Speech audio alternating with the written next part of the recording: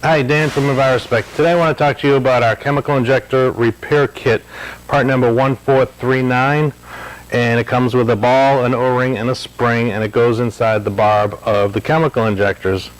But I just want to show you real quick that this is just a small sample of different chemical injectors we have. We have the fixed barb, we have the hard plumb barb for a 3/8. You can actually hard plumb it in, a lot of mining companies like that. We have the adjustable ones, and we also have the general pump ones that have different color barbs on them. Now, our repair kit does not fit these. You actually have to buy the general pump repair kit that fits the colored barbs, and you have to buy each specific color for them. And if you have a dual chemical injector, you have to buy 2 repair kits for that chemical injector. Now, on the fixed injectors, it's a 1/2 inch to open them up. On the adjustable injectors, it's a 9/16 to take the barb off. Now, I just went out and I just grabbed this old chemical injector we had that was on our pressure washer, and you see we kind of use it. So I was just going to take this one and put in the ball, spring, and O-ring so we could just show you how to do it. We had a lot of questions. A lot of guys didn't really know how to do the what went where, what went on top, what went on the bottom. So we just want to open it up. Now just be careful when you get towards the end. That spring is can fly out of there. You have to be really careful with that. I've lost many of the spring, and I've lost many of the balls before.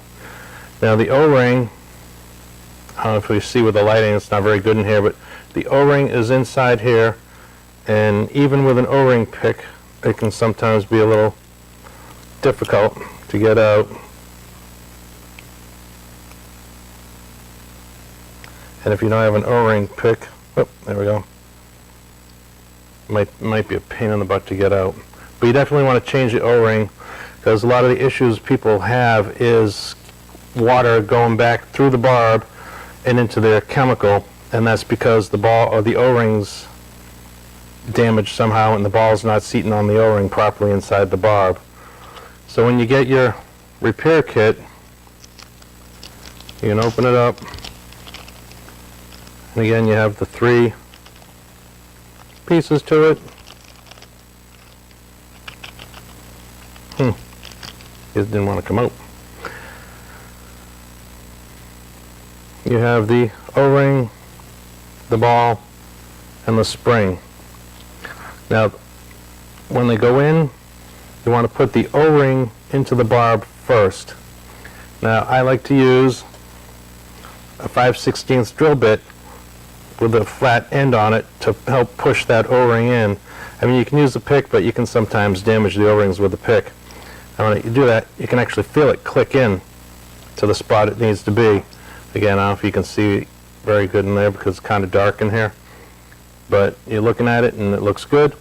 So you have the O-ring, the ball goes on top of the O-ring, and the spring goes on top of the ball.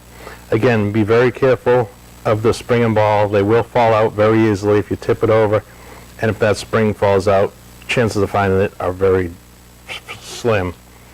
Now you can either put tape on it, but I prefer to just take a little drop of glue.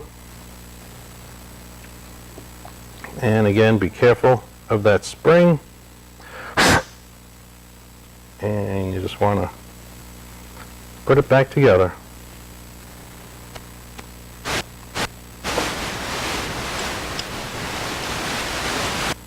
Tighten it down, and there you go.